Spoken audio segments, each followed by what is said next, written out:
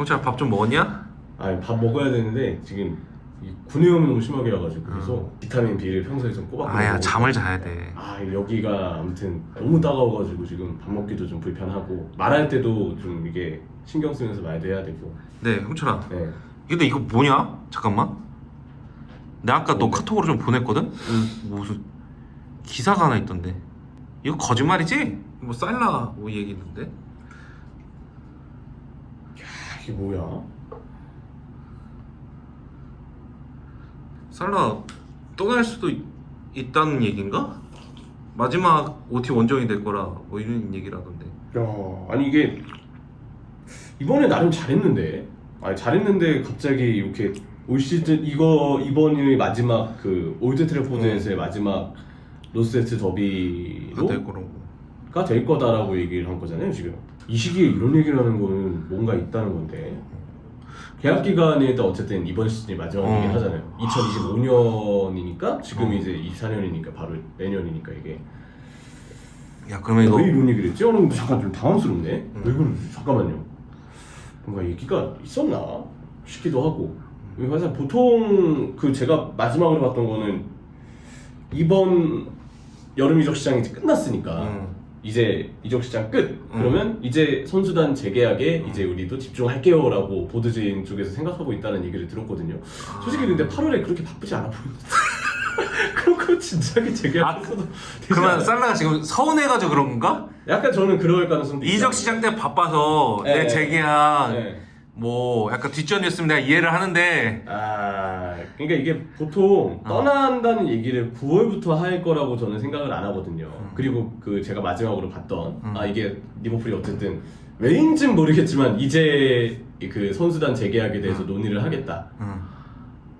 이게 참 제가 느끼기에는 거기서 약간 살라가 왜 나한테 구단이 재계약 제안을 안 하지? 아니면 뭔가 재계약 제안을 했는데 뭐 사실 내부 이야기는 알 수 없죠. 그치. 내부적으로 이미 얘기를 뭔가 주고받은 게 있는데 구단에서 뭔가 좀 서운한 어떤 제안을 해서 살라가 약간 미디어를 활용해서 나 좀 더 유리한 조건에서 계약을 하고 싶다. 약간 그런 압력을 넣는 걸 수도 있겠다는 생각도 좀 드는 것 같아요. 아 그러면 진짜 떠나겠다 으름장 놓는 느낌은 그런지 아닌지는 좀 더 지켜봐야겠네.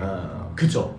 왜냐면 이게 진짜인지 아닌지 사실 알 수 없고 아니면 뭐 진짜 나중에 올드 트래포드에서만 안 뛰고 계속 다른 경기는 뛸 수도 있잖아요. 38경기 중에 한 경기씩 쉬고. 마시고 약간 이거는 제가 보기에는 하필 이런 얘기를 해서 좀 이게 약간 좀 신경 쓰이는 거는 있지만 마음에 걸리잖아. 근데 그래도 뭐 올 시즌 좋은 어떤 흐름 속에서 살라가 계속 고군분투할 거는 뭐 당연해 보이고 그리고 분명히 느끼기에는 이게 무조건 나 진짜 오피셜로 떠납니다라는 걸 암시하는 느낌은 아닌 것 같아요. 그냥 좀 더 구단과의 뭔가 재계약을 이끌어 보려는 나름의 좀 의도가 있지 않았을까. 근데 그런 의도면 물론 누군가는 그렇게 얘기할 수도 있죠. 아니 그래도 이렇게 떠난다는 얘기를 약간 그런 뉘앙스로 해석될 수 있는 말을 좀 이렇게 쉽게 내뱉어도 되냐라고 할 수 있지만 사실 선수 입장에서는 이게 또 계약과 관련된 거는 누구든 좀 더 좋은 조건을 욕심낼 수 있는 거고 하는 거기 때문에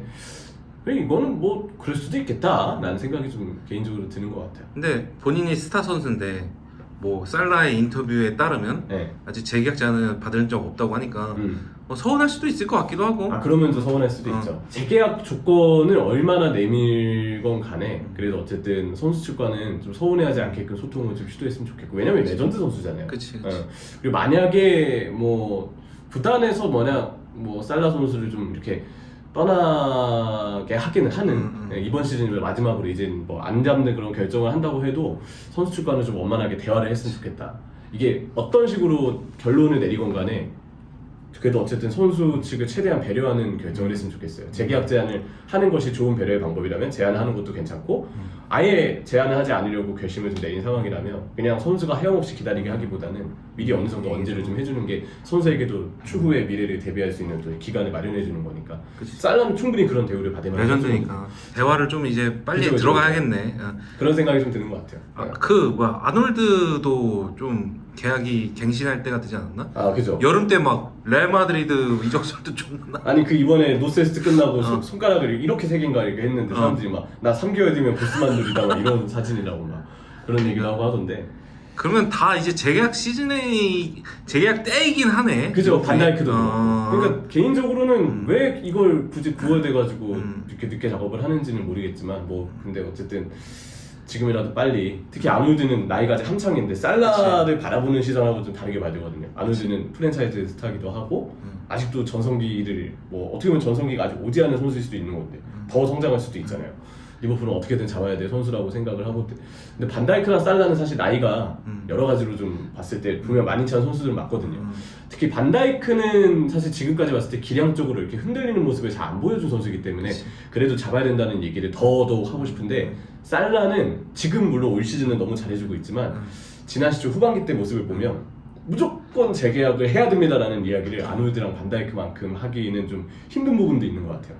저는 그래서 이게 구단이 어떤 식으로 생각을 하건 간에 그들의 결정은 우리가 보는 것보다도 훨씬 더 내부적으로 더 많은 것을 보고 더 많은 것을 생각하고 내릴 결정이기 때문에, 반다이크랑 아놀드는 저는 그래도 무조건 잡았으면 좋겠다는 생각이지만 살라는 물론 개인의 마음은 잡아야 된다 생각하고 있긴 하지만 지금 이렇게 잘하고 있다가 좀 약간 체력적으로 떨어져서 또 10월, 11월쯤 됐을 때 한 달 정도 또 이렇게 살라가 부진한 기간이 오잖아요. 그러면 다시 뭔가 재계약을 원하는 팬들의 어떤 입장이 또 약간 바뀔 수 있다고 생각을 해요. 이게 좀 이해가 되는 게 네.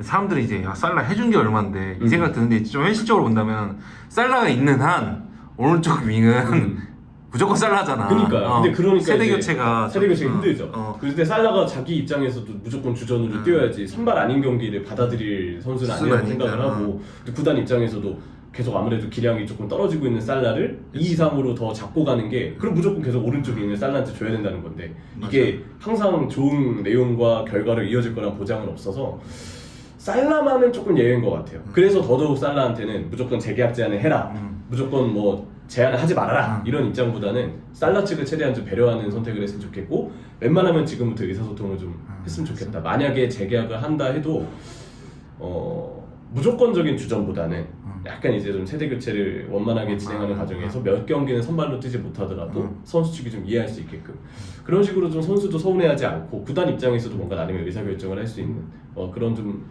기회를 일찍 마련했으면 좋겠다는 생각이에요.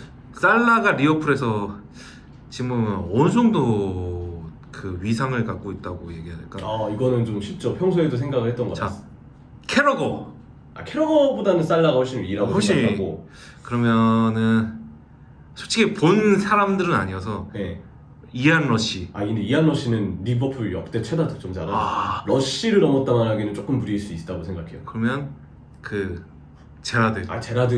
제라드라는 선수가 가져다준 그치. 낭만은 물론이지만 기본적인 기량, 활약도 팀 스피릿을 끌어올린 레전드라 제라드도 사실 웬만한 선수가 리버풀에서 넘어서는 단계에는 좀 어렵죠. 그리고 케니 다이글리시, 그래. 제라드가 다이글리시를 못 넘어요.